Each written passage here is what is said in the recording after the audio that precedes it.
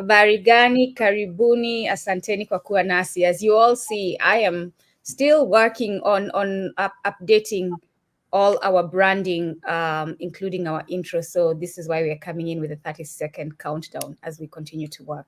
Again, the name is Nduku, the host of on Kumbukeni, where we reclaim our narrative. I am an Ubuntu woman, passionate about reclaiming our way of Ubuntu and reclaiming our narrative, giving voice to those who have been silenced for too long, and countering the false narrative that Western media has propagated against us and our way for way too long. It's time we take the usukani. In Kiswahili, we say chukua usukani. You take the wheel and drive, and stop letting these people drive our narrative. I'm joined again by my brother Paseka. Paseka, please introduce yourself. Good day, good evening to those who it's evening. My name is Paseka Pharumele. I am a South African scholar. I'm a member of the CPP. I'm a Pan-Africanist. I'm a decolonial scholar. I'm an activist in general. So I am a man who wears multiple hats. But my most prominent would be engaging. I'm an engager more than anything.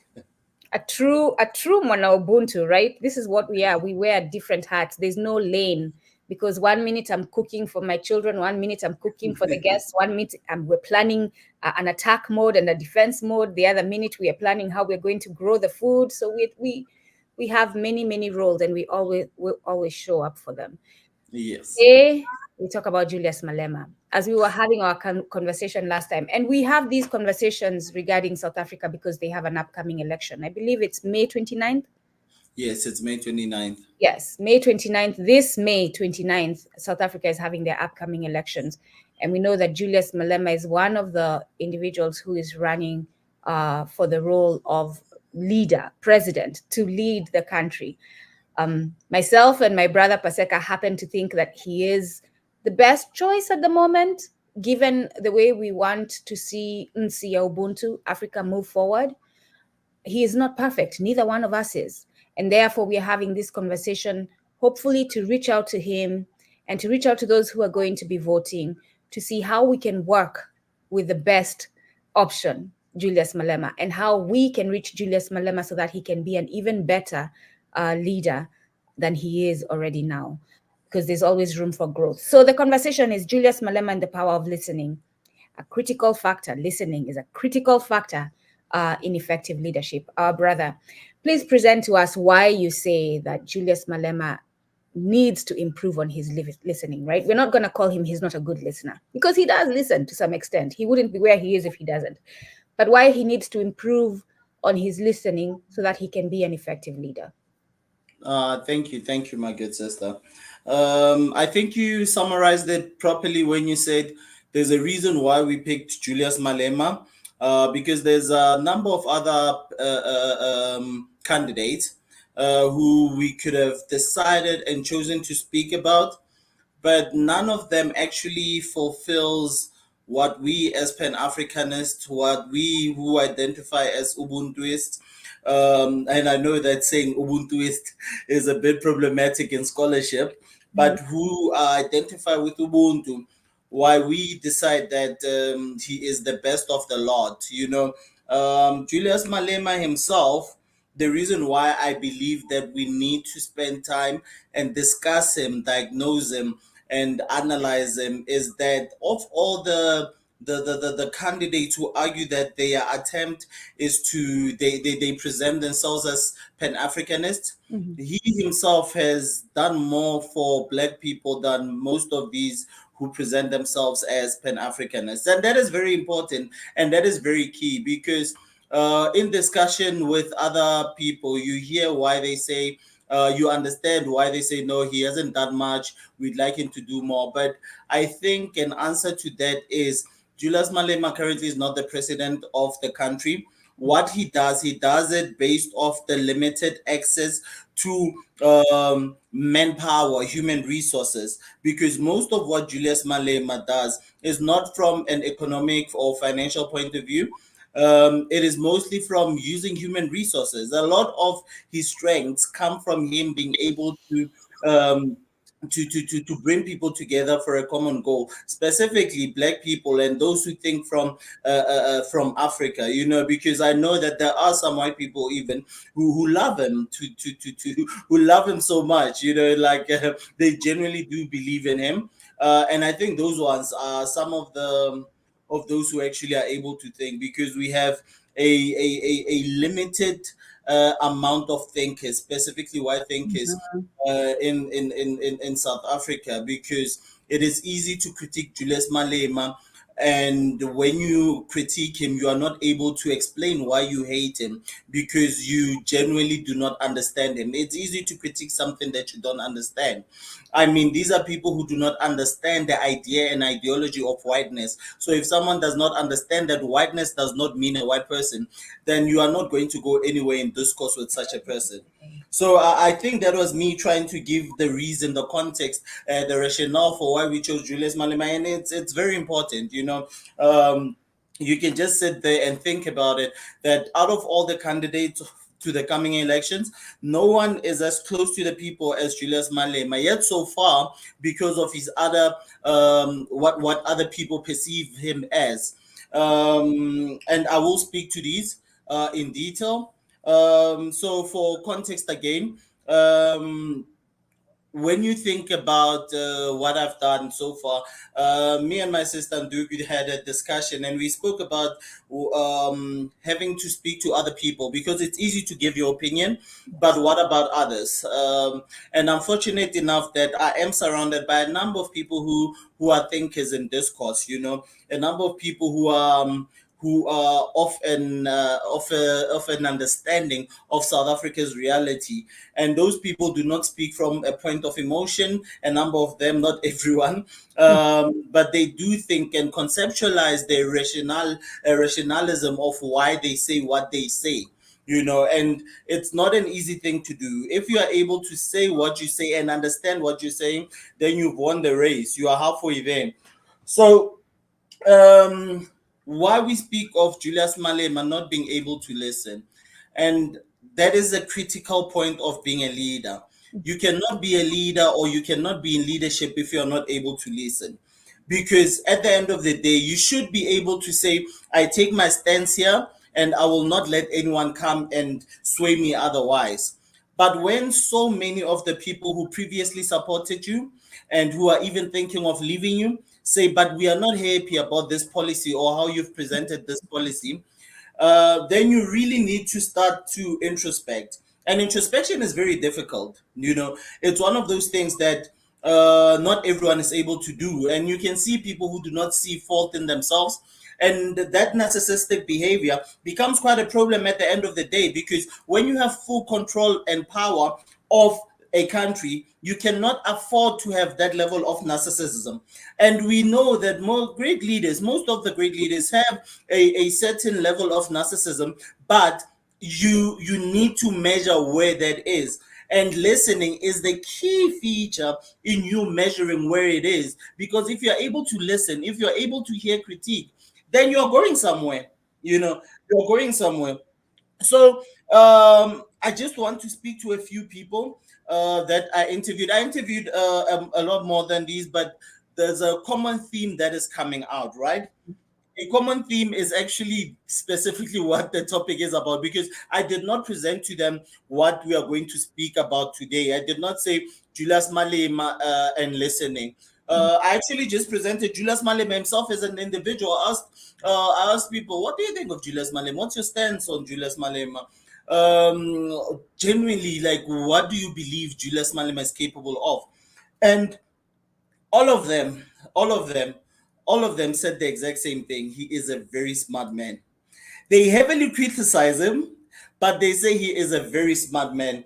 Um, I'm just going to just look at some of the comments that I read here. A colleague of mine who is a PhD scholar currently, Lisiba, said that he's a smart man himself, but he spoke about something that is very important. He spoke about the spinal cord that he feels Julius Malema is yet to cut with the ANC. when he said that, he spoke about some of the hypocritical things that Julius Malema does and some of the things that he says. Specifically, there's this term that goes around of Gucci, Gucci the brand, Mhm. Gucci revolutionaries or Gucci socialists. I do not 100% believe in that idea. Why I argue that, it's because there's this idea that once you associate yourself with socialism, then you want to live from a point of view of poverty. And that has never been the case. I cannot point at you a socialist who said that I will live from a point of poverty. It is okay for you to say, I also want to live comfortably, but I cannot live comfortably alone. I also want to take my people with which I think is very important in this discourse, because a lot of these said leaders, what they end up doing is that they end up forgetting that a lot of followers, actually, a lot of people who go and vote and whatnot, what they end up forgetting is that at the end of the day, politicians are human beings, and that is very key, and Mhm. that is very important. The problem comes when you become a Gucci revolutionary, and that Gucci that you buy is bought with money that's supposed to supply water somewhere in Pretoria North, in Mamelo, in Pretoria North, in Soshanguve, Scandaf, and provide electricity to the rest of the country, provide land to the people. That becomes a problem. So it is easy to critique and say, but look at these EFF members who associate themselves with socialism, and some of them to an extent communism. But these people, look at how they dress, look at the cars that they drive. And that rationale itself, it shows somewhat a standard of non-thinking, Mhm. because that means that we limit what we can be. And in the previous discussion, I spoke about people who think in binaries, people who think in zeros and ones, who think in black and white, Mhm. missing the fact that there is a gray area that we, most of us, live in. We need to understand that a lot of us function within that specific gray area. And I see Julius Malema, when we speak to his faults, as a human being who lives within that, Yes. you know. Mhm. So I like the idea of the spinal cord, and I thought that it was very important. It was key, the idea of the spinal cord. I think that it shows that he's a thinking PhD scholar. When he's able, and he's also an academic. When he said that spinal cord, he thinks that he hasn't cut it, because there's a lot of things that you can still see link Julius Malema to the ANC in terms of mannerisms and behavior, to an extent, the way that he lives his lifestyle, and that is key for him to make sure that he cuts, because we want someone who is very close to us, not someone who says that they are very close to us, as the people on the ground. So the ANC, we have already diagnosed that it is not a party that we should be proud to say it is a black party. The ANC has been far removed from blackness. It might have black faces, but it has white bodies. It Yeah. has white mannerisms. It is a product of whiteness. Mhm. And that is very key. So that means that it is difficult for you to try and say that the ANC is not a problematic party, because once we say that, then we have many problems, and and once we have those problems, then we are not going to go anywhere, and that is very key. And I really did like it, this point of the spinal cord. To other So he spoke to something else that is very important that I've been thinking about, right? And this is a theme that is going to come over and over, because a lot of the themes, they interlink. I think a lot of the people have a problem with Julius Malema because of specific themes, the things that we love him for, the things that you love him for, the things that a lot of Pan-Africanists and people over the continent, Julius Malema is loved throughout the continent, Yes. because the people are able to recognize that Julius Malema is not anti South African. Julius Malema is the most pro-black leader that you can have. And Mhm. when he says that he is pro-black, he doesn't mean that he limits his love to South Africans. He is so pro-black that he is giving his love to the rest of the continent and others in the diaspora. Agree. He is very honest about that. He does not hide it. And that in itself, within the context of South Africa, when you speak to South Africans, that in itself becomes their biggest critique. Mhm. But I think that critique, most of the time, it comes from a point of misunderstanding or not understanding of the man himself, how he thinks, where he thinks from, and where he's trying to go. So, one of the key things that my friend spoke to was this idea of accountability. So he said that he feels that Julius Malema, there's a statement that he made a few years back where he said, my Zimbabwean brothers and sisters, you must come, you must find creative ways to come to South Africa. And at that time, I think we're at the peak of Afrophobia. And as I said last week, I'm not comfortable with using xenophobia because xenophobia is very specific. If we were xenophobic, those white people in the Western Cape wouldn't be in the Western Cape right now. Those white people who continue to live in South Africa illegally, because there's a huge number of them whose visas expired a long time ago. There's a huge number of them, even now, who you find. I don't know if I made this point. Every time I look at these international criminals who come from Eastern Europe and some from Western Europe, all of them, you find them here. Well, when I say all, I do not mean it literally. A huge amount of them, you find them here. But those people, we do not put our emphasis on. When we speak of crime, when we say that we hate foreigners because of crime, then we should be starting with those people, because those are the biggest international criminals. I agree. And it's very key to understand that. Those are the most wanted people, in the world, and we need to be very honest about that. That is why I cannot use xenophobia, because I genuinely believe that this is Afrophobia, in a sense that these are specifically targeted at people of my skin tone, of people of a darker skin tone, or of people of a lighter skin tone. These are specifically your black and brown people. That is very key. So Lisibo was arguing that with Julius Malema, when he was saying that they should find creative ways to come into the country, he thinks that he misspoke, in the sense that he believes that a true leader, what he's supposed to do, is supposed to be able to engage Mnangagwa, sit down with him and make him see where his flaws are, so that he's able to sort out problems of Zimbabwe. And this is an argument that I've been making for a very long time, especially in these spaces, or when I have to discuss Pan-Africanism and Africa, a one Africa united a reality. I always speak of this, I always speak to this, because I think it is very key. South Africa have a big problem of Americanization, because I see a lot of the problem. Sorry, what was that, my sister? I said all of Ubuntu, all of Africa. Exactly. So you see, this problem of the Americanization of South Africa is something that is very big, and you also see it in our politicians. There's a Trumpism of sort that you see with a lot of these Afrophobic leaders of parties specifically.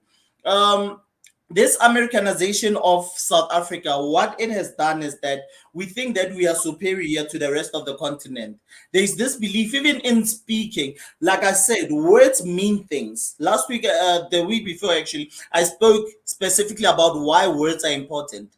Words are important. Again, I like to emphasize this because I don't think people understand the value of words to the point that they need to.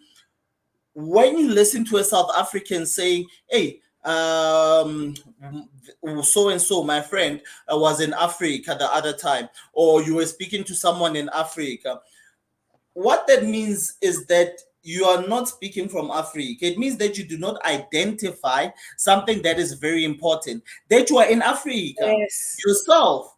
You have this idea that South Africa does not form part of Africa, and that is very problematic. Because South Africa is Africa. We have African problems in this country. We generally try to believe that we are better off without understanding, once you've gone throughout the continent, that a lot of our problems are very similar. Not the same, but very similar. South Africa, we continue even until this day to have a problem of whiteness, because we interact with it on a daily basis, which is somewhat different from the rest of the continent, because we interact with whiteness on a daily basis. Whether it comes in white skins or in black skins, but there's so much in South Africa that is problematic in that sense. I hope that makes sense, because South Africa, sense. Mama Kanyisile has our problems come from a place. Historically, apartheid that we say that we got rid of in 94 is still practiced in a privatized manner today. the hospitals that you go in, the spaces that you go in, us who think that we are better off, us who now work, us who have left the township, us who have left the villages, now you are able to work in town, you are able to afford a vehicle to drive yourself to work, you are able to go to these fancy restaurants in the richest square mile in in Africa, specifically Center City. Us who are in that situation have a big problem. We do not understand that the rest of the country is going through a lot worse than we can ever comprehend. And that is very key. And that is why we are able to say Africa, because we have this idea that we are superior to the rest of our brothers and sisters throughout the continent. We have this idea that if I leave South Africa and I go to visit West Africa, East Africa, go to visit Zimbabwe, it is inferior to me taking a plane to go to visit Europe. The way that people interact with me, and this is me from an anthropological point of view, because that is technically my training, but I'm a lot more than my training. From an anthropological point of view, when I observe behavior and tone and how people speak of me, if I go and visit, I'll make an example. When I went to Dakar in Senegal, how they spoke to me going to Dakar or when I'm in Dakar, and how they speak to me when I'm in Europe, when I say, oh, I'm transiting from Dubai, it's totally different tones. It is two totally different tones. But what I've come to learn is that there is this thing that we do of not appreciating the continent of Africa that we currently live in. Mm-hmm.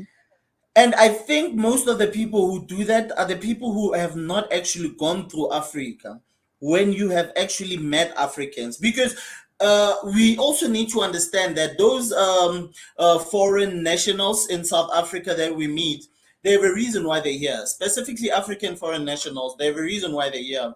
And the positions of negotiation in spaces between us as South Africans and them as the rest of the continent is not the same. It's not equal. And, you know, from an observational point of view, it is not equal. And because of that inequality, you have this idea and ideology that wherever this person comes from is the worst place on earth, not understanding how powerful Africa is, not understanding how powerful a lot of these countries are. That's why I say when someone who is South African visits the rest of the continent, they behave the same way that Americans behave when they get to Africa. I see them all the time coming to South Africa. Oh, the airport is nice here. Where did you think you were going to land? Do you understand that that's a lack of thinking? You took a plane from a country and then you went to a different country and you said they have an airport here. Where did you think you were going to land? You are shocked. You see Africans every day on social media, but you get to Africa and you are shocked at a functioning country. You're shocked that there are roads that are beautiful, there's beautiful infrastructure. And I've not spoken to nature because most of the time you come with that idea that I will go through nature. I will go on a cruise and I will do 1, 2, and 3. You see that these ideas that I'm speaking about, it happens all the time with Europeans and Americans. South Africans do the exact same thing. The exact same thing when they visit the rest of the continent. Do you see that Americanization and that inability to actually comprehend that South Africa is actually Africa? It has affected us so much. And that is why I speak specifically to a specific group of people, which is this so-called middle class that lives in these fancy areas, that interacts with whiteness so much that it forgets that whiteness doesn't want it. Whether you want it to accept you or not, it doesn't want you. Yes, my sister. Do you think that Julius Malema falls under that category of person? I don't. And I'm sorry, I just noticed now I did something. I just went on. Yes, no, that is okay. That's good. That's okay. Because it's we're here together to have this conversation. For me to remind you to come back to Julius Malema, and right, that's my role. So do you think he falls under that category? How do we connect him to this? No. Malema is a thinker. Yeah. And I think that is why it's consistent. Everyone, even those who have the harshest critiques of Malema, every one of them says the same thing. That man is very smart and he thinks. So Malema does not think from that point, because Malema, that is why he is so pro-African, because he understands the possibilities of Africa and he understands the realities of Africa. I will tell you something interesting before I come back to the people that I've been interacting with over the last 2 weeks or so. Mhm. I will tell you something that is quite interesting. Julius Malema is probably one of the best thinkers in the continent right now, and he is able to understand why a united Africa would actually be a very powerful tool. Yes. And that makes him the enemy because of that superiority that I was trying to explain earlier on and position us. Uh-huh. Julius Malema has been active for so long, even when people say that they're going to dismiss him, that they're not going to vote for his party in the coming elections and whatnot. He said you can take your votes because Julius Malema understands the value and the power and potential of a united Africa.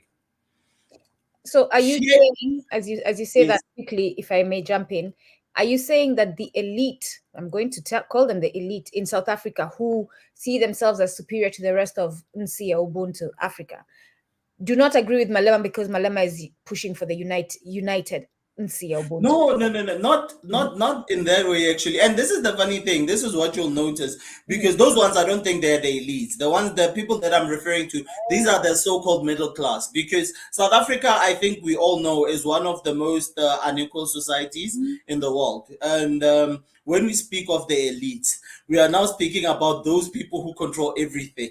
Those people who can turn off this internet if they wanted. If you read Nkrumah, if you read Walter Rodney, if you read all Mhm. the others, the middle class is part of the elite.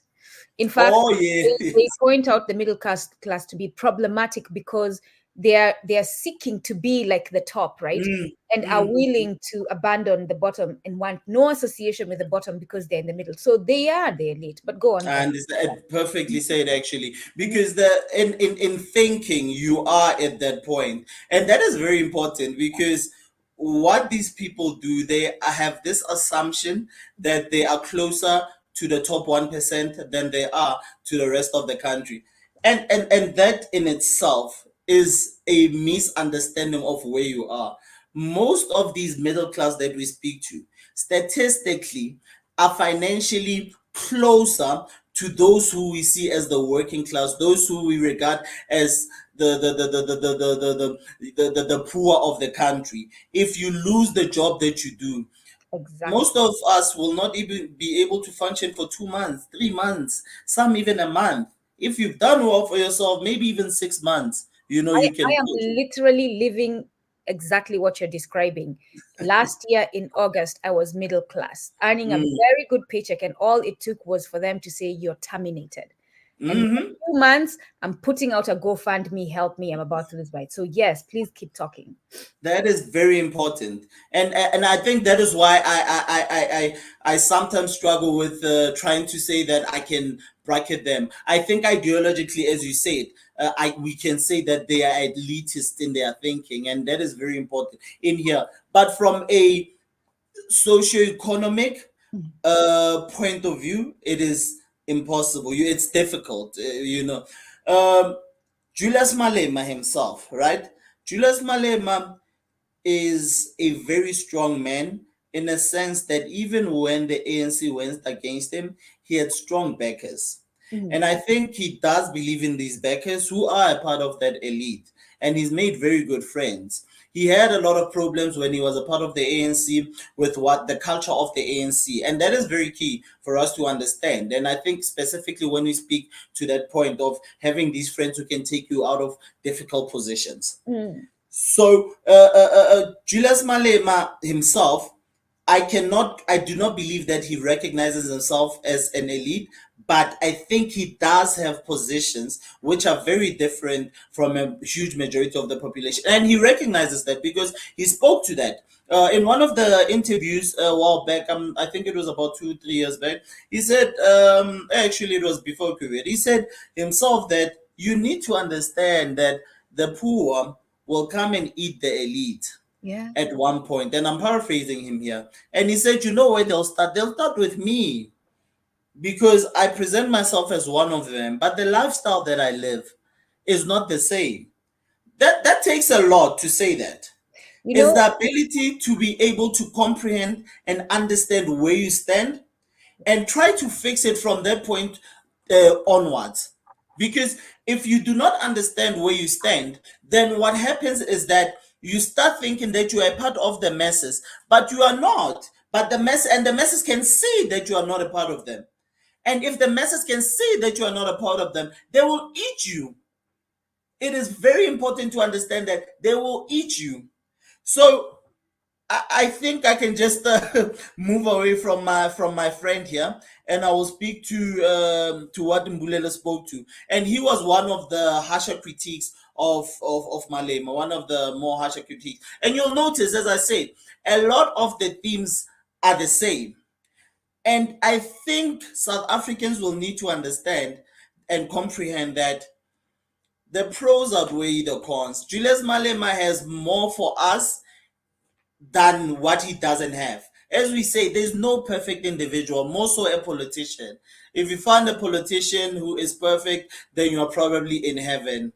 You know, you find a human being. This is the human being who is perfect. human being, including Mahatma Gandhi, including Hmm. Mother Teresa, all these people Hmm. called saints. But go on, brother.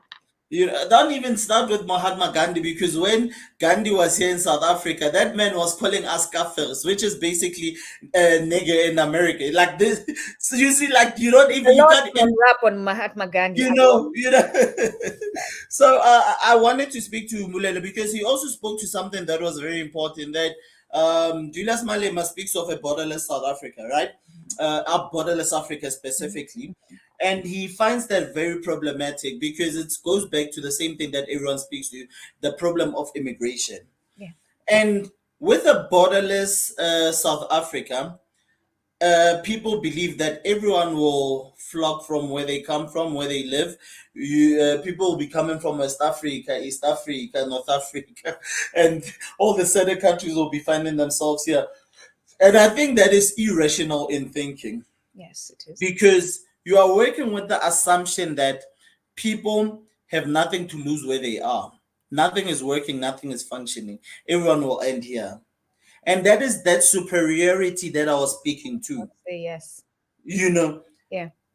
if anything, the one way that a borderless continent would work, and I touched on it earlier on, and it's something that I'm very passionate about because I think it's applicable. It's something that it has applicability in reality, is for us to make sure that we have leaders who think from Africa and leaders who care about Africa, because a united Africa will be the biggest hurdle for the rest of the world. Yeah. Because a united Africa will be so strong that we'd be able to compete, if not even do better than the rest of the world. And the rest of the world knows that. That is why they've not allowed a united Africa, because they are powerful enough and they comprehend enough that a united Africa means that limited access to our resources, Exactly.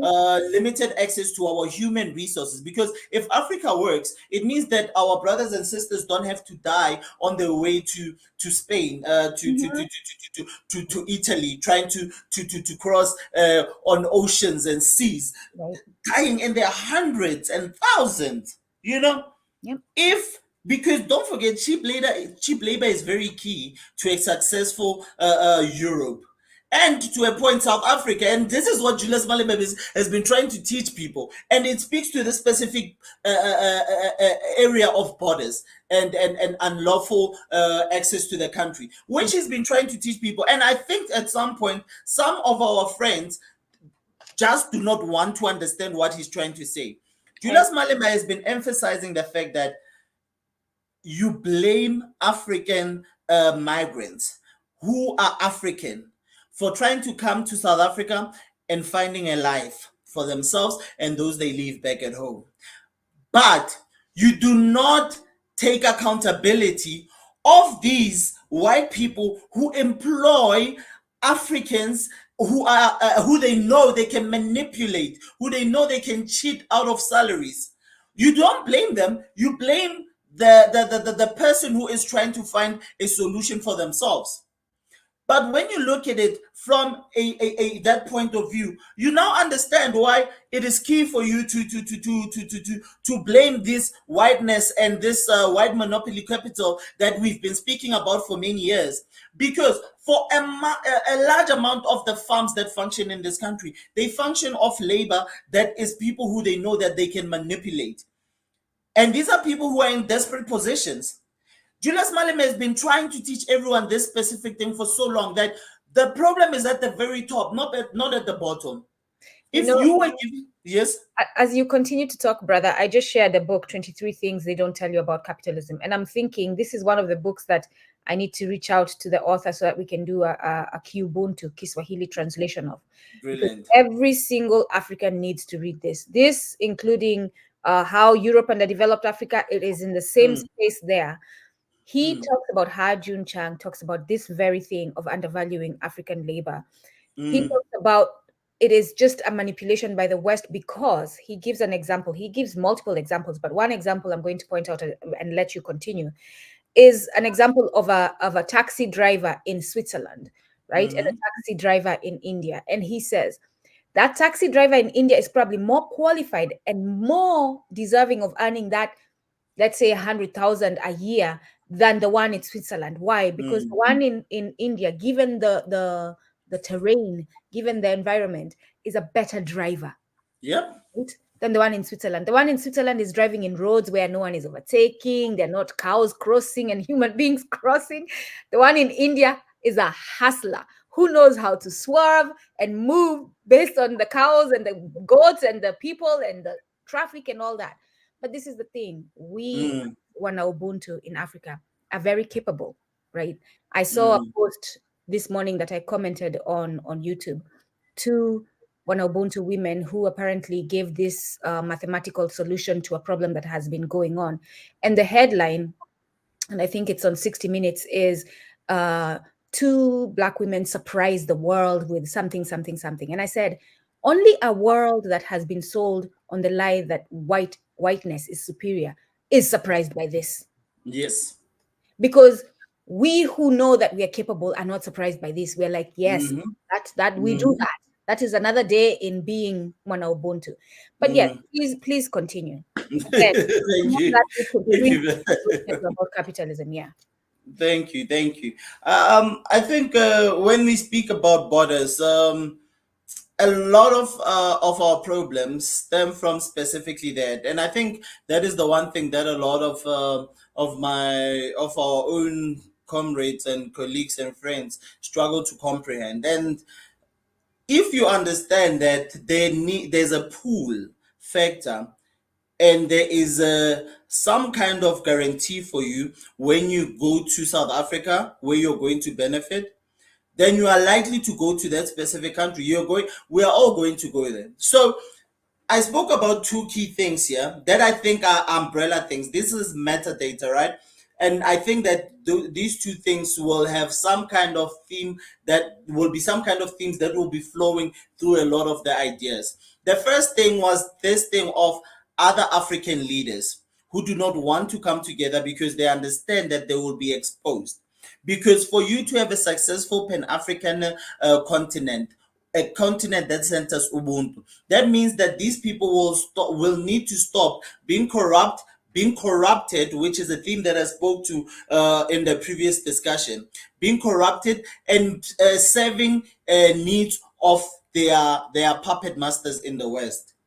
So those leaders will not give us a chance to this, right? And I spoke to the second thing, understanding that a lot of our problems as South Africans are from the very top. I'm not even speaking to government because government has really, really, really lost us as a people, but I'm speaking specifically to those who control capital. Those who control capital will never come out and try to make sure that you have a border tight country, because they understand that those foreigners that come into the country, those foreigners that come into this country are the people that they will be able to manipulate and steal from. So once you understand that, then you will understand where our problems come from and why there is no initiative to start thinking about fixing whichever borders are being used to come into your beautiful country. I hope that I make sense in those two things, because I feel those are very important themes that we need to speak to. And then Bulel also spoke to the idea of crime. Um, and I somewhat understand why we have these big problems from a surface level, Mm-hmm. where he says that a lot of the problems that we have are as a result of illegal immigrants, because you can't find them. Because he gave a specific example: people broke into his house, his mother's house, and then fingerprints were taken, but they couldn't be found because chances are they must be coming from a different country. And that is an argument that is consistent. And I think in us also, But which you is very difficult. But Sorry, you ma'am. also pointed out, it's interesting because you also pointed out there are people who don't have the right paperwork within. There Exactly. are South Africans who don't have the right paperwork. Exactly. You know, this is very important because I think it's a very uncomfortable conversation for us to have, especially with people like myself who's a Pan-Africanist. But I do understand that realistically, there are some people who unfortunately take advantage of the system when they see that this system is broken enough. But I don't really blame the criminals. I hate the criminals. I need everyone to understand me when I'm saying this. I need you to understand where I'm coming from and keep with my train of thought, right? I do not necessarily blame the criminals, but I blame the system that makes it easy for you to be a criminal in this reality that is South Africa. Yeah. And the system specifically, it's a policing system and it's a governing system. If you have sufficient policing system, if you have a government that is very good at what they do in terms of tracking how people navigate their ways around the country, then the levels of corruption and the levels of crime actually in the country will not be as high as they are. Yeah. And this is where now I come in and I have a huge critique of everyone who tries to say that our crime levels are high because people can easily get in and out of the country. We grew up in the township, a lot of us. We grew up in the township, we grew up in the villages, a lot of us. We know people who've been committing crime for years. Yeah. We know, we grew up with these people. Some of them are our friends, some of them are our cousins, some of them are our brothers, some of them are our neighbors. These people have been committing crime for years. These people have been very dangerous. Yet we want to say that every crime that is committed in this country is as a result of a foreigner. That is where you see that we have a problem of having actual critical thinking. Because if you critically think, especially with the topic as sensitive as crime, then you are able to see that you cannot now push all your problems to illegal foreigners or to foreign people. And that is where the problem is. And I think that is why the ANC is not willing to do much about this, because the ANC understands a lot of our problems in this country are as a result of them failing to actually be sufficient in their governance, for them to be unable to hold accountable other leaders in the SADC region. And that is a very difficult discussion to have. So, You brother, know, as you talk about this, I want us to pause there for a minute because you talk yes, about critical analysis, and we're going to do an exercise of critical analysis, right? yes, We're talking about borderless South Africa, and we see your brother Temba Matsika in the chat has said borderless South Africa is a terrible idea. Undocumented foreigners are currently running the biggest syndicates of crimes, from car hijacking to illegal mining. It's bad, bad. This was mentioned to me, funny enough, this morning by another South African, the issue of crime based on increased immigration. And let's pause. Right? Because the same thing is happening in the United States, the same thing is happening in the UK, the same thing is happening in Europe. Who, okay, we talk about manufactured narratives. Who benefits from manufacturing a narrative that makes it seem like a borderless South Africa would be problematic to South Africans? Who would benefit from that? Who has the capability of driving these forces and paying them to do this dirty work so that it seems like they are the problem? Those are two questions. yes. When you get the answer to that, not you sitting and telling me your social media opinion. No, you actually looking and finding the true answer to that.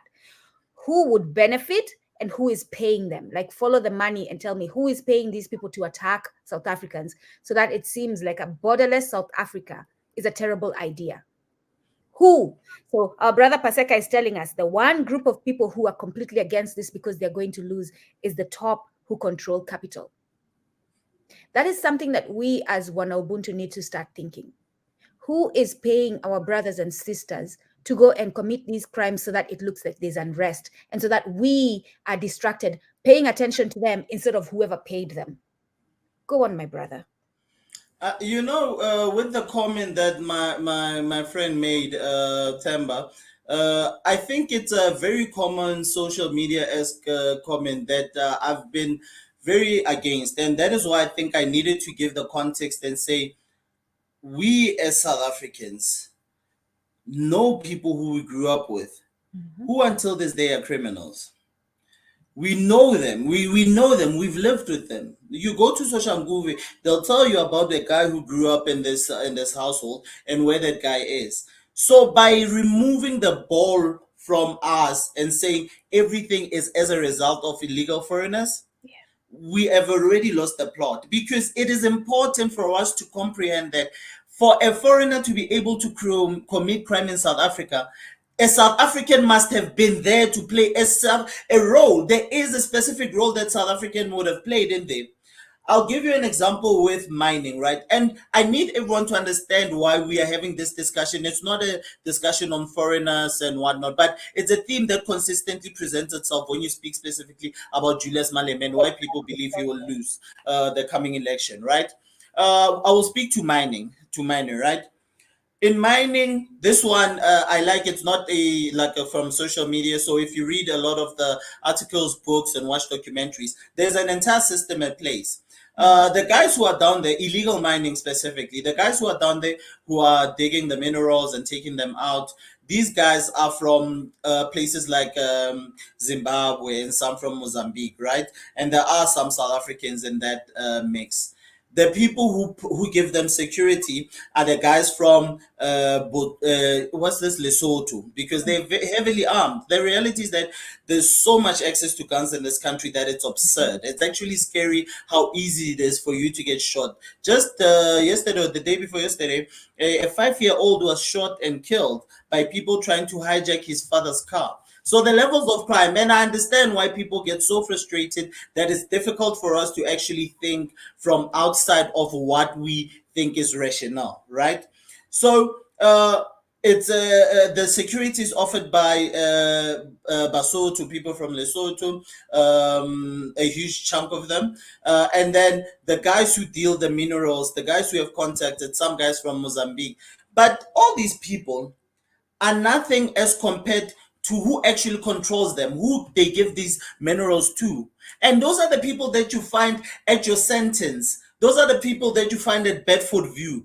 The rich South Africans and Eastern Europeans who take these minerals and have a way to take them out of the country and take them to Dubai, because it's easier to deal gold in Dubai. It's a very easy process. It's complex but easy, So I think once we fail to diagnose the root of the problem, then we will never understand the problem. Once we fail to have a diagnosis of where our issues come from, then we'll never understand our issues. And that is what Julius Malema has been saying. And I think it is easy to misconstrue him, because it's someone that you don't like, and it's easy to take the easy way out and say, yeah, Julius Malema is wrong because of 1, 2, and 3. But I think before wasting time, I actually had a discussion with Temba himself. And he said that Julius Malema is a smart leader, but he believes that he lacks strategy to deliver his ideas. And specifically, he spoke to this idea of this reality of illegal migration. And it's a hot topic, especially in South Africa. It's been a hot topic for a long time now. But I think that we really need to listen to what Julius Malema is saying. And it's not me trying to be sympathetic to him, but it's me trying to say he has spoken about these things. We just choose to ignore them. Today he was having a speech, he was having a rally actually today, Julius, and he spoke specifically to these matters, and he spoke to why he should be elected, because he really cares about black people. He cares about housing. We currently have access to housing. A lot of us have access to housing, which is free housing to an extent. We call them RDPs. We have access to those houses, but those are inhumane houses. These are small houses that you yourself, as a politician at the very top, you would never live there. You just had the privilege of having access to a political party that positioned you in government. And that means that you were closer to wealth than everyone else. You would never live there. So you do not provide the people on the ground that you call your supporters, that you say that you are leading. You do not treat them with dignity and humanity. If you decide that you are going to dismiss Malema based off a few things that you don't like, and a lot of the time that you also do not understand, then you have failed yourself. Because if you look at what that man has done over the years, how he has stood up for black people, how he has shown us the evil of whiteness, then you'll understand the possibilities of this country. Right now in South Africa, we have that Orania we're speaking about, and here in Pretoria, they're trying to officialize another Orania. I even forgot the name, Clairefontaine or something like that. What's Somewhere there. Sorry? What's an Oganywa? Orania. So Orania is a formerly white people only town. Yep. No. We have an Orania that is specific to Africans. Sorry? Who's pushing the legalization of it? No, the Orania one was legalized a lot of time ago. I think it was just before 94. So officially they already had a town where it's so that this is, and you know how they are strategic, these whites and the Africano, right? So because they know how to use words. Because a lot of these laws that we still continue to live under, a lot of them have been developed by them, like these laws and these policies and whatnot. So they know how to phrase themselves in a particular way. So in Orania, they say they don't care who you are, as long as you are a Christian, Afrikaner, somewhat heterosexual, family-orientated man. How many black people? That sounds like the 13th. That sounds like the 13th Amendment in the United States. You are no longer a slave unless you, and then they make sure you. Exactly. How many? Even until this day, you cannot tell me that there's no black person who doesn't fit that criteria, or a mixed person that doesn't fit that criteria. These are people who just know how to present themselves very well. And for some reason, it still exists under South Africa. Personally, if Julius Malema was to be president, and they know this for a fact, yes, if Julius Malema on the 30th was to be a president, Orania would be dispersed. These are disrespects that we do not take into account when we are having our own discourses and critiquing that man. Julius Malema is the first person that people call when they interact, his party specifically, when they interact with racism in South Africa.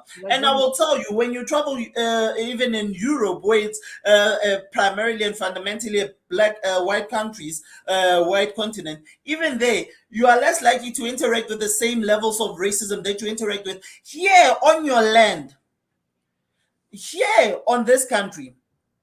Julius Malema has been trying to speak to these things, but it's easy to ignore.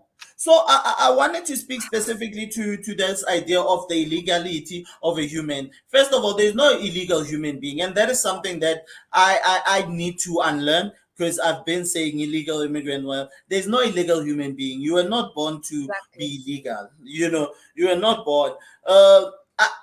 It is essential for us to comprehend that if you were to give statistics right now and say these are the syndicates that work 1, 2, and 3, it's not a lie. There's a lot of, and that is why I had this as an NB at the very start, that there's a lot of people who come into the country and they commit crime. But we now have gotten to a point where we've become so delusional to think that syndicates from other countries can function in this country without South Africans. right now, we are dealing with a big problem in townships, spaza shops. So spaza shops are basically like your small corner store. I don't know if other countries Kiosks. have We them, call but you them have like, kiosk in Kenya. We call them kiosk. yes, Kiosk. something of yes, kiosk. Uh-huh. Yeah, South Africa has and the township economy right now is not controlled by South Africans. Historically, South Africans were responsible for it, but there was an override. Eventually, it's guys from Ethiopia, Afghanistan, so it's a lot of brown people who are responsible for it right now. Yeah. The problem is these guys have gone on now to say that South Africans, because they've already taken over the township economy, because that's the core or that's the primary place that you go to when you need to buy something because it's accessible, right? Mm. What they've started saying is that you cannot come and open a store in this township. If you do, we will send assassins, and they use a specific brand of assassin, which is guys from Lesotho and sometimes guys from KZN. Again, there goes the problem. So yes, in a way, Exactly. immigration, but from who? From who is this immigration? Exactly.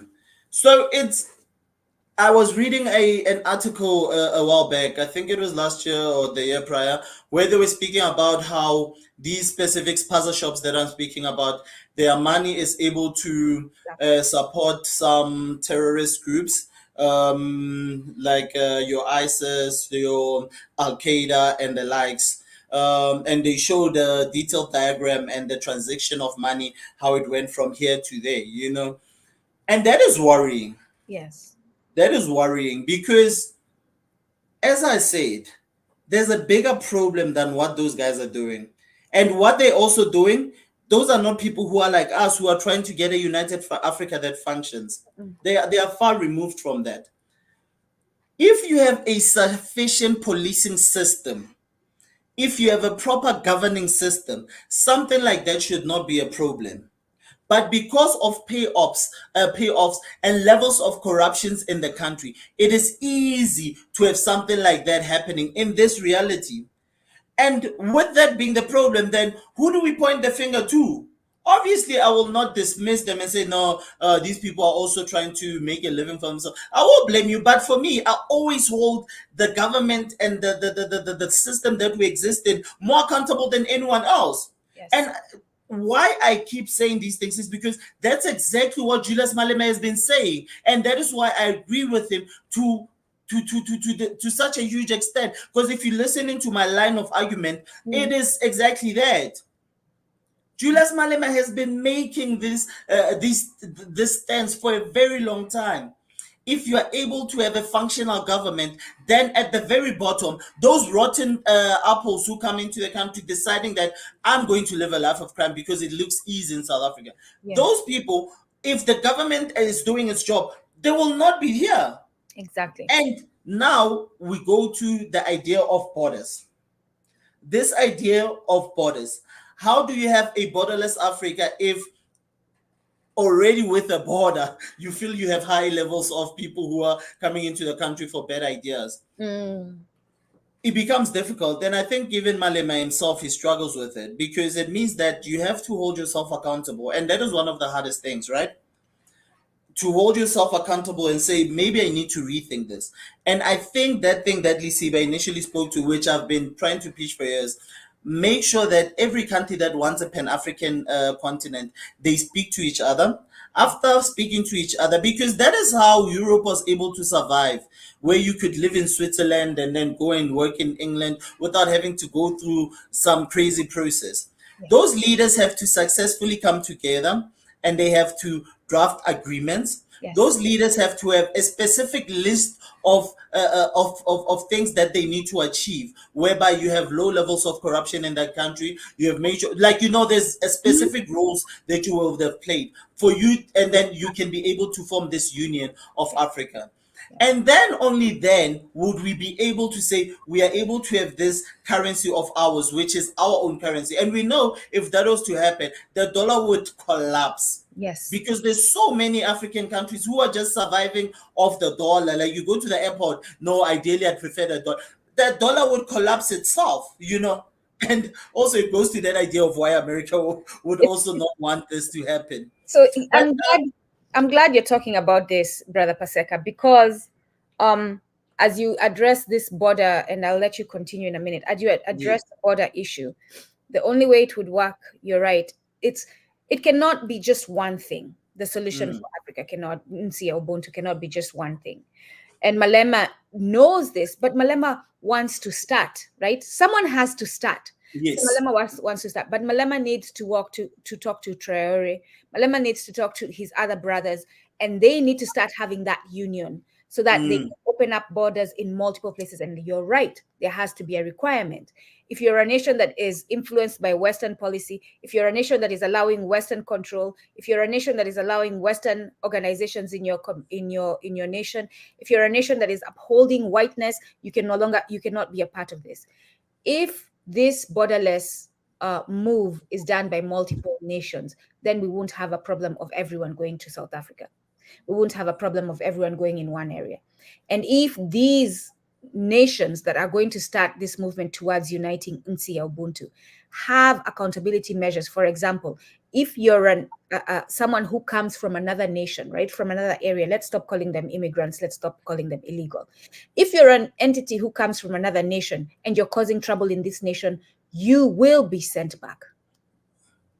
It's as simple as that. You will lose your job and you will be sent back and you will pay a fine. There has to be ways to heal the harm. But go on, brother. No, I like that you're saying that, because it shows that we are not trying to advocate for a united Africa from a point of ignorance. We are able to critique ourselves. And I think when I speak of radicalism, that's what I always speak to, because radicalism does not critique itself. Radicalism sees the problem out there, but not within. So if you think about it from that point of view, if we were to say the solution for a united Africa is to make sure that leaders in the continent are aligned ideologically, as you mentioned, the Traores of this continent, aligned ideologically, then we are actually going to go somewhere, because that feeds into a common economic system and a financial system where you can now discuss matters of a common currency. And once that happens, then we will definitely be going somewhere. Yes. So I will not even bother wasting too much time with that, because I think we've spoken in detail. Okay. But I think that a lot of what we have realized is that a different approach from the Julius Malema, how he speaks, specifically the way that Temba spoke earlier, when the idea that Julius Malema would be a good, what do you call this? He just needs to know how to present his work. And I know he's confident enough, but sometimes ego can kill a man. Like, sometimes ego can position you in a position where you cannot be able to listen. And once that happens, then it's a problem.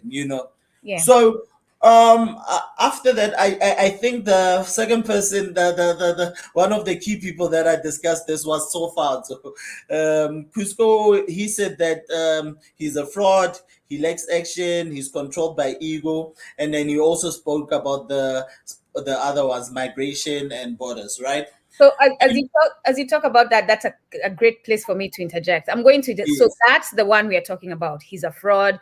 He has an uncontrollable ego and all that, right? So let me present to you the Malema I saw, who was speaking on the YouTube video I shared, and then we can talk about talk about it based on the two perspectives, right? Yes. So on the video that I shared in the chat, and you'll all see it. Let me see whether I can pin it, so that you know which comment I'm talking about for you all. Let me just bear with me quickly. I'm going back to the video. Yes. That's the video for all of you to find on YouTube. He talks about the ground force, what is expected of a revolutionary. I'm just going to go through a few of the points that he makes, and then we can discuss that argument from this person that you spoke to. Defenders of the ground force are defenders of the revolution. The ground force, which EFF has a ground force, right? You are supposed to know everything going on around them, right? The ground force is available when leadership calls upon you. The ground force is well-informed and knowledgeable professional revolutionaries. Who are professional revolutionaries? They treat their revolutionary obligation the same way as all other professions do. It's not just a side thing. It's not a gig. It's not, oh, I do this on the side. It's not, I do this for fun, or this is what I do to volunteer. No, this is necessary, and you will treat it like your job because it's necessary. A revolutionary, they should have a revolutionary morality, which means the core of a revolutionary system is your morality, right? They do not hold grudges against each other because they exist as a collective and not isolated. So you apologize when you do wrong. And once you apologize, the person you apologize from moves on, right? Because the harm has been corrected. And they don't display opulence in the face of poverty. And this one goes to what you're talking about. They don't display opulence in the face of poverty. What does that mean? You're not showing your great wealth and your luxuriousness. I'm going to point out someone because I am not one who hesitates from pointing out specific names when they're trifling, right? This brother in Ghana, he's calling himself the emperor. I forget his name. He calls himself Nana something, but he's no Nana. Kwame, I think his name is. But that brother on Instagram, so people were sending messages, oh, he's a Pan-Africanist. I said, look at his Instagram page. That's all you need. Going back to what Malema is saying. It's full of opulence. 5 Mercedes Benzes. Oh, he's buying another 2 cars for his wife. He has a mansion, tigers and all. Are you all sick? When Ubuntu, like, are you so sick that you cannot see that this man is not a Pan-Africanist? That this is not clear, that he's not the person you need to follow? Please. Go ahead, brother. Yeah, it's a do what I say, not do what I do moment, this one. And it's sad when our people eat it up because Malema himself, I feel there's levels of hypocrisy in that, because as I said at the very start, he himself lives like the top 1%. And I do not have a problem with that, but personally, I have a big problem with billionaires and multimillionaires because I don't think anyone should be a billionaire. Here goes it. You should have a problem with it because Malema himself in this video says Exactly. you cannot have opulence, show opulence in the presence of poverty. So we all must hold him accountable on this. Exactly.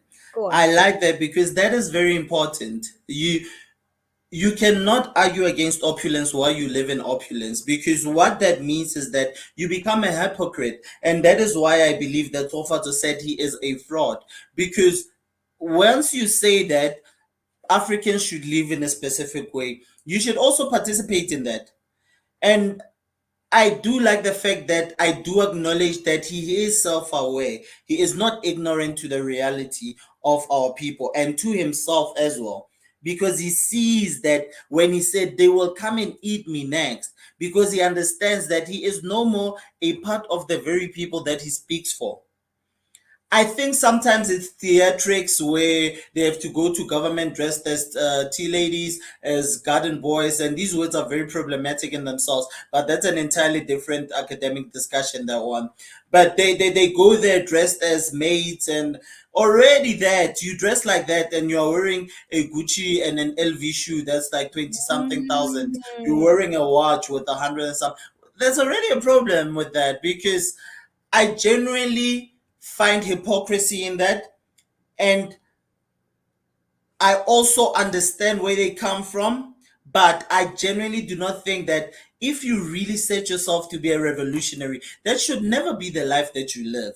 No. Because this is that thing that I speak about, performance. You are performing a specific being. You are performing a specific persona, because you are not living that persona, because you are a walking contradiction in that moment, wearing Gucci slippers with overalls that are used by garden, I hate garden boys, but garden boys as the common term, wearing that overall. That's hypocrisy. That is walking hypocrisy. And it is problematic.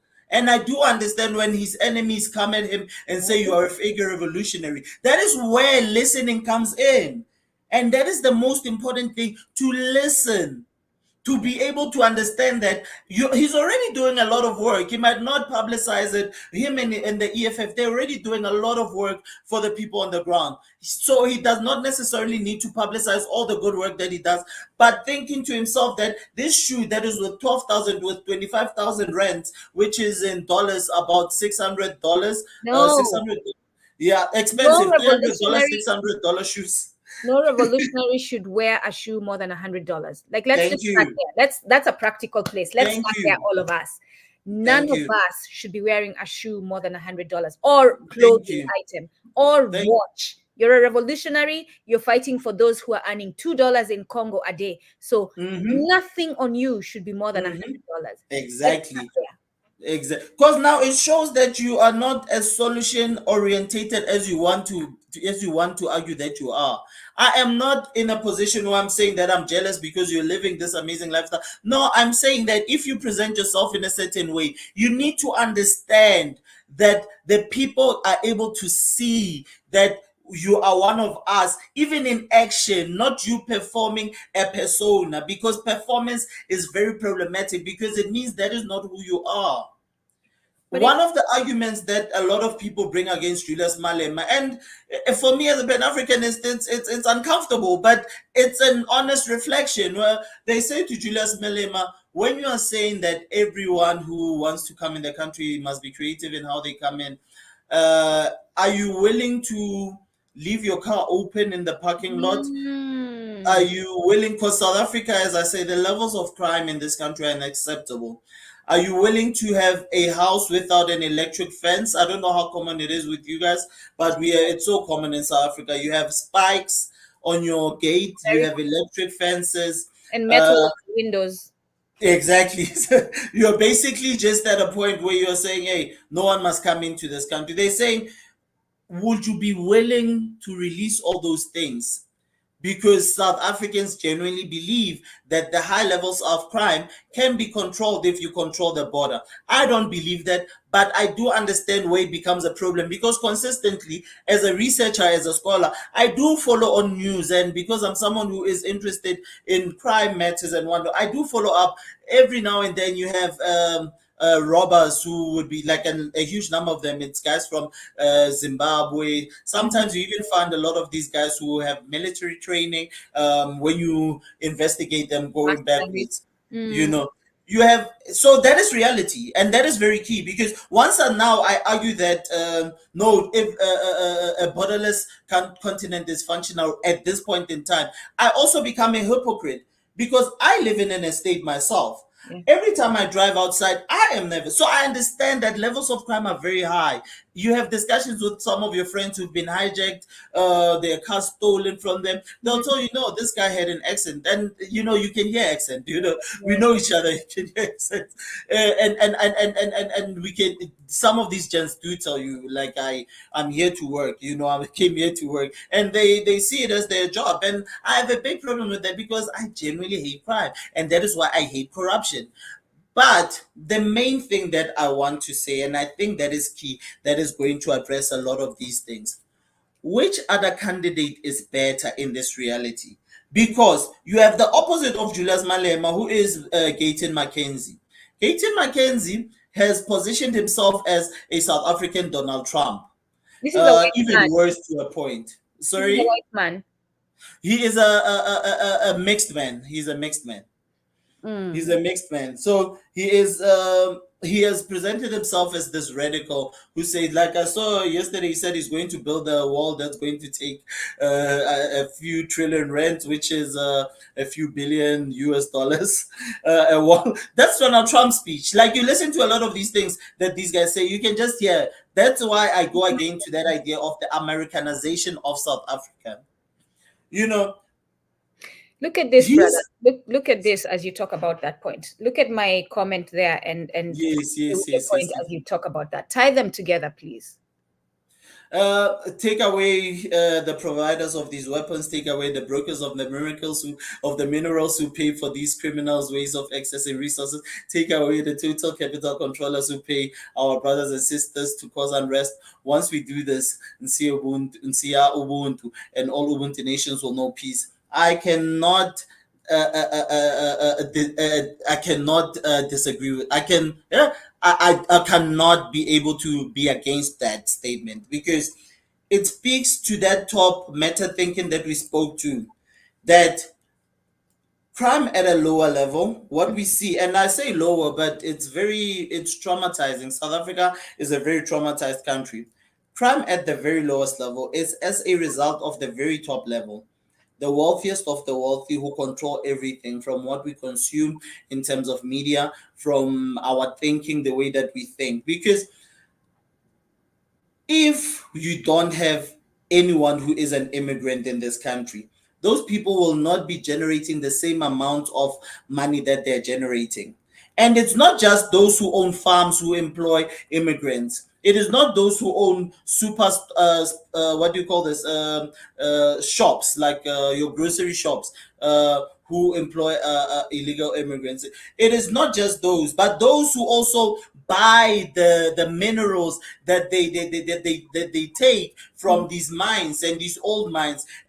Those people, those are the top 1% that we need to actually pay attention to. And I emphasize again, Julius, with his flaws, has been saying this, Yes. that we have lost the point. We've lost the direction in saying it's easy to blame this one. Yeah. But you need to understand, if you can collapse this corrupt system from the very top, only then will you see a difference at the bottom. Agreed. Only then will you see it. Because and any leader, and this is something that we need to hold each other accountable on, because if I am a Mwana Ubuntu, what is happening in South Africa should be my concern, right? I shouldn't step back and say, oh, I'm not a South African, so matters of, or even listen to a South Africa telling me, you stay on your lane. No, that is not who we are. We concern ourselves with everything that is going to cause trouble and harm the community, the collective community. So we're talking about Nsia Ubuntu. A weak and compromised South Africa is a weak and compromised Nsia Ubuntu. We're talking about the whole motherland, right? Any leader that is not addressing this problem of those who control capital being the source of the problem should not be qualified, immediately disqualified. Like, that should be, you have to say that, and then we can listen to everything you say. And to me, currently in South Africa, for May 2029 elections, Malema is the only one addressing that entity. Everyone else is accommodating it. So build a wall, right? You build a wall in South Africa, but you still have the Wazungu who want to have their estate and who want it to seem like certain areas are crime infested because they're still paying people within South Africa to commit crime, right? What has your wall resolved? You still have the people who have the money to pay so that they can push crime. What has your wall resolved? Brother, continue.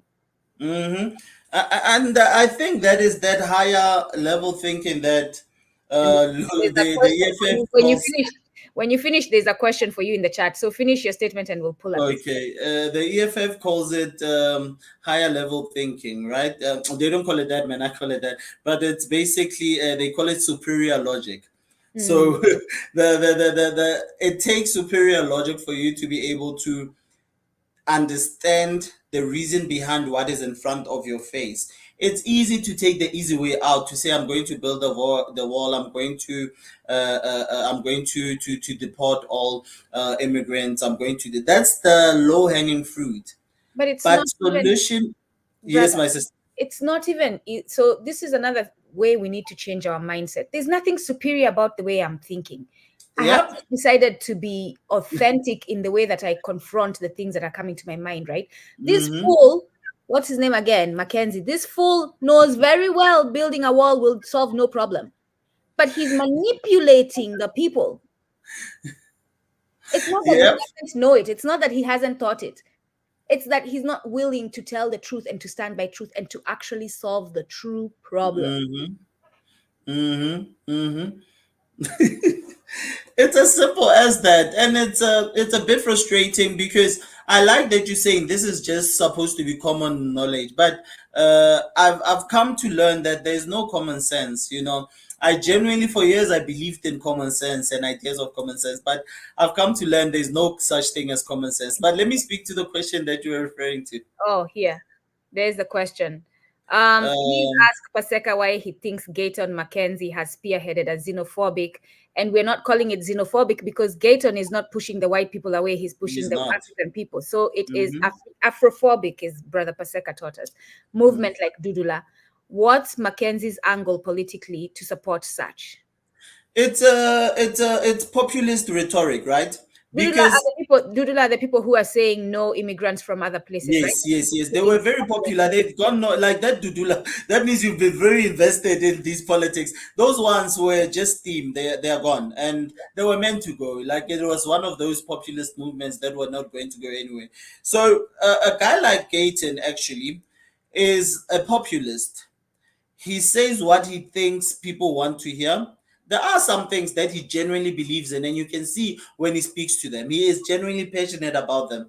But the angle that he is taking is to position himself in a position of power where he'll be able to implement some of these policies that he speaks to.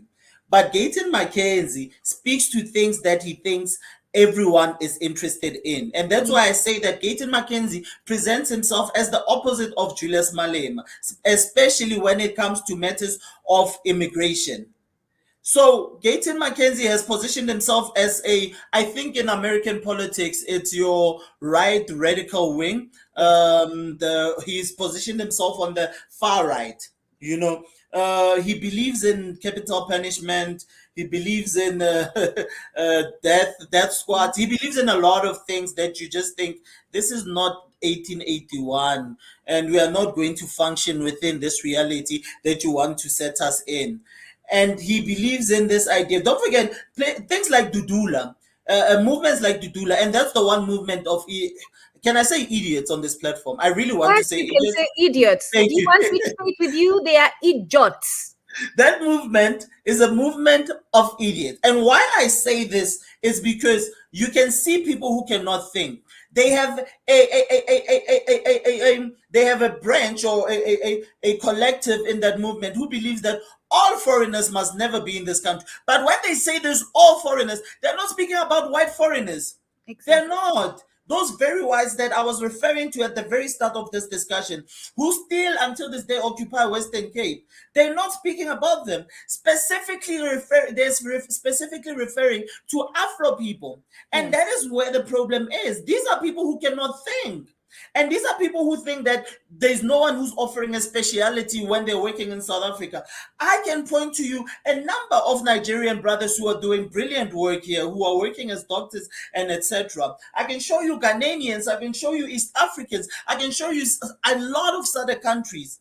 These are people who are not comprehending how international relations work. Exactly. Everywhere in the world, there are specialists from somewhere. If you cannot think past that, then there's no way that we can discourse from anywhere.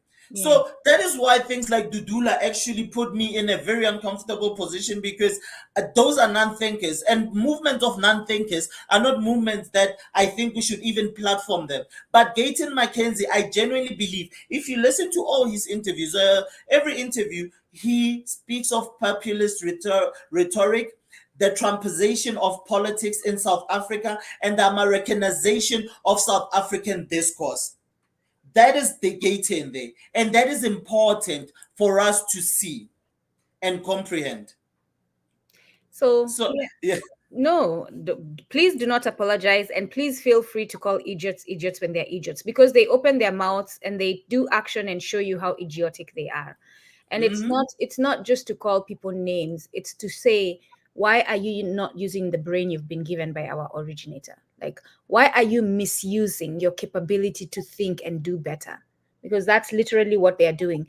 And again, I would not be surprised if Gayton is a part of a movement that was paying these people, and they saw that it wasn't popular to do it that way, or it wasn't going to benefit, and they stopped sending checks. And these people said, all right, you know what? If you're not sending checks, we ain't showing up. That's probably why that movement has stopped, because they're no longer being paid by those who thought they were going to help their interests. We have to be honest about what is driving the unrest at home and abroad in our communities. By what I mean by at home and abroad, at home on the continent, abroad in neighborhoods in the United States, Black neighborhoods, Wana Ubuntu neighborhoods, you hear them talk about high crime, high crime. What is driving it? In Haiti, they are sending Kenyan troops to Haiti, police to Haiti, because high crime, high crime. What is causing it, right? Mama Danto has talked until her head is almost exploding with talking. She's now even tired and frustrated with talking. Now she's like, I'm done. I've talked to you all and I don't see any action, because she keeps talking and telling you what the problem is, and you, when Ubuntu, are doing nothing. You just want to keep coming to hear the problems. You're doing nothing to change them. And it's frustrating. So here's the thing. For those of you who want to do something, those of you who are afraid of being killed because you think that if you get a position like mine or Paseka's where you're speaking to truth to power, you'll get killed, the voting, responsible voting. You look at your what are they called again? Candidates with critical analysis. And you actually show what are the pros and what are the cons. And if the cons outweigh, and there's some things in the cons that if they're there, even if it's the one thing, forget about that person. And one example is what I was saying, right? If you have someone who's not addressing that group that controls capital, that group that is bringing in the illegal arms, that group that is paying criminals to cause unrest, they have there was a story going around. I don't know how true it is. I haven't done the research. That China, about Chinese people, sometimes pay some Black people in the United States to cause unrest in some communities, so that it seems like Black people are against Chinese people, right? Like that. What you heard about it? I don't know if you heard about it, Paseka. No, I haven't, but I would understand the rationale. There was a time where Black people were attacking Chinese. Or was it in the peaks of COVID? Yes. And I remember. Yes. Honestly, my belief is that they were being paid to cause this narrative that there's, because the way things turned out afterwards was in favor of those who want to push a certain narrative. If these people were really concerned about the Chinese community, they would help the living conditions in Chinatown. That is true. These people were really concerned about the Chinese community. I shouldn't walk there and see rats running and garbage not collected in Chinatown. I shouldn't be able to know that I have reached Chinatown just by the way the buildings look, because the ones right before it look really good, and here they look like they're falling apart. So we have to start being honest with each other. If these people were really concerned about crime, they would be doing something about it. That's true. That is true.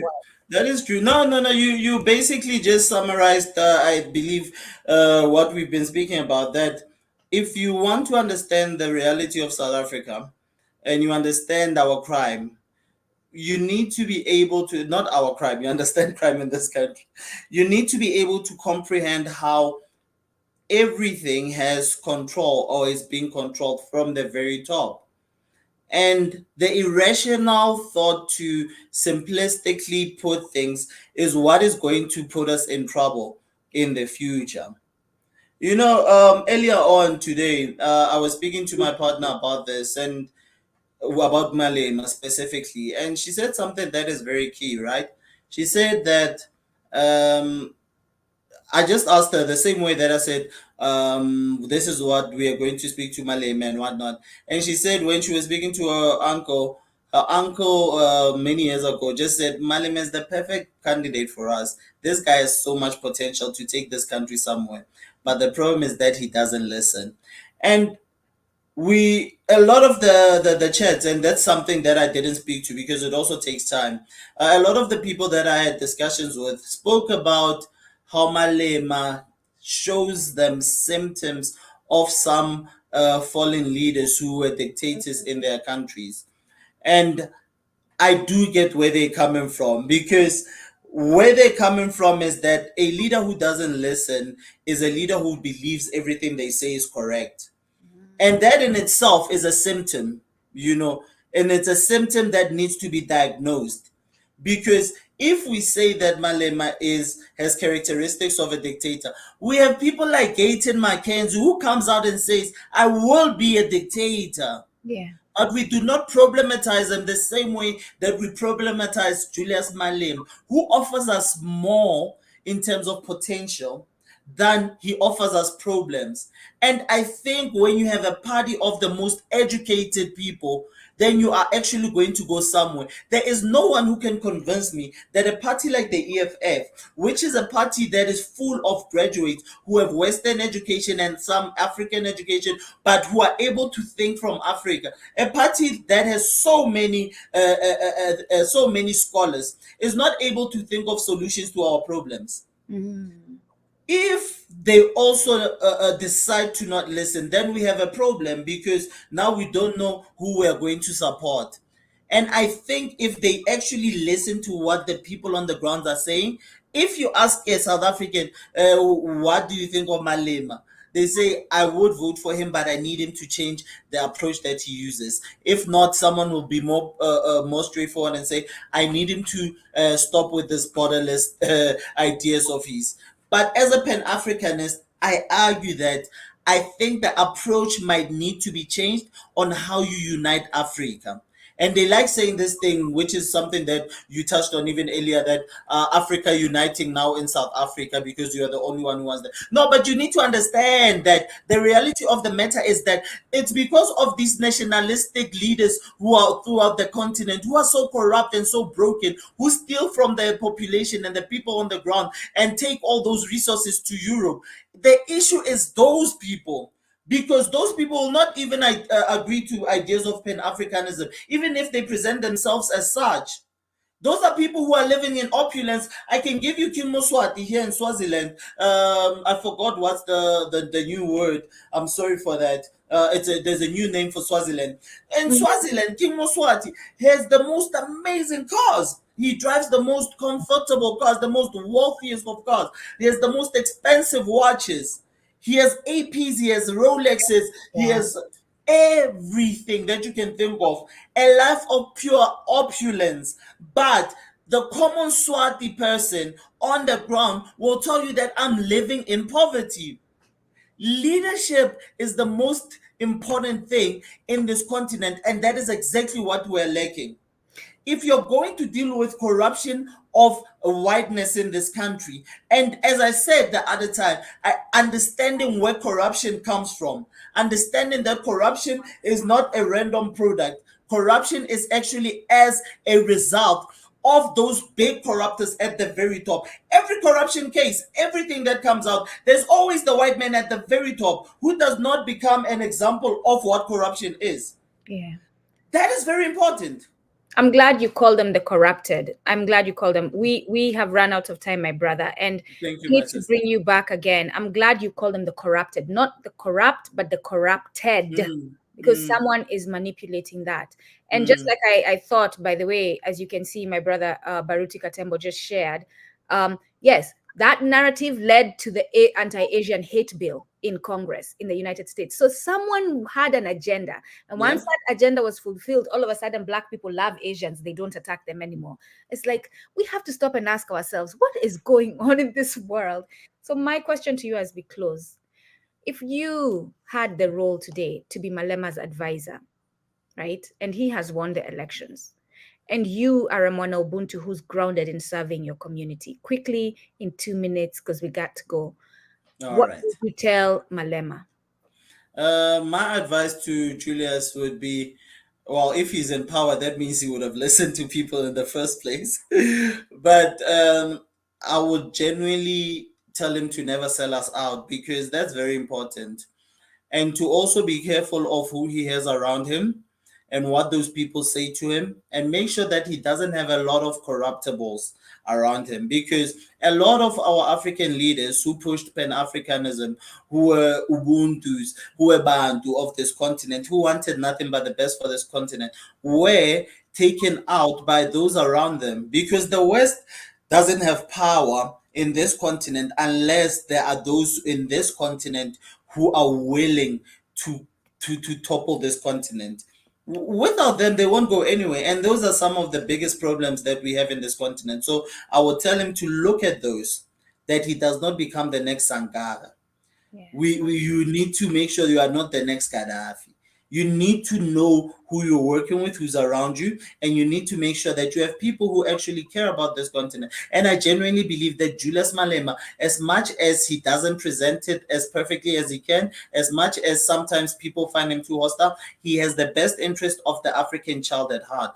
Yeah. Julius Malema genuinely cares about us. And I think if I was to wake up and he's president, there's going to be a lot of immigration, especially by the same people who immigrated post 94, pre 94, just 93, 92, 94, 95, 96. Those very people will be migrating in numbers because those are people who are the very non thinkers at the very bottom.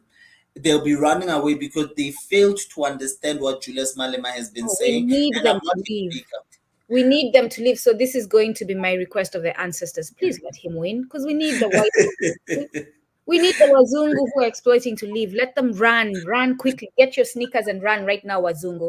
As soon as possible. Realistically, you know what? As I said the other time, realistically, he's not going to win, but I do think that he might grow because there's this narrative that we use of taking social media as something that you can base your argument from.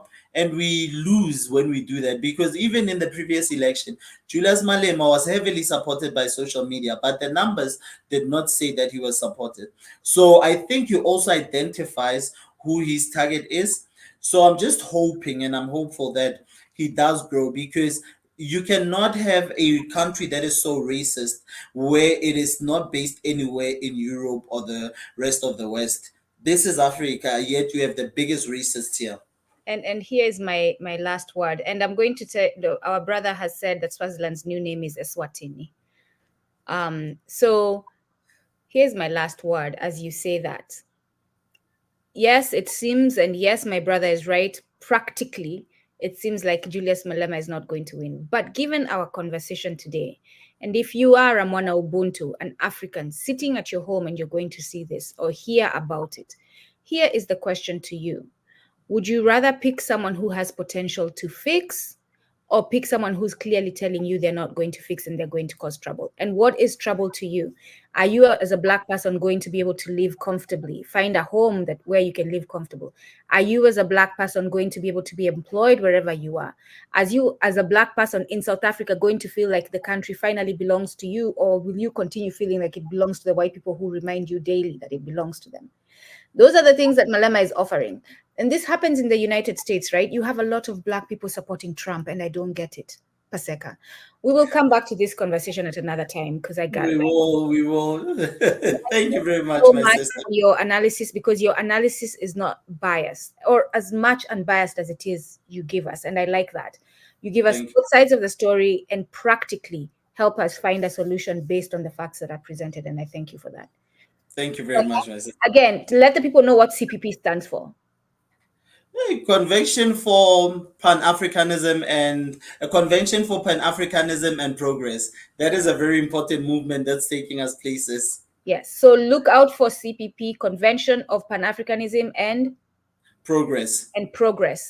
Go Google it, find out what they need, join them, help them, collaborate with them. Yes, I know I'm going to be collaborating. We are going to be collaborating with them in our community at Mbogi Ubuntu. Haya basi, kwaherini, asanteni, siku njema, and a happy Mother's Day, siku nzuri ya kusherekea akina mama kwa wamama wote wa wana Ubuntu. So a very, very good Mother's Day to all my fellow mothers, and enjoy your day. All right, kwaherini. Brother, stay real quick for a minute.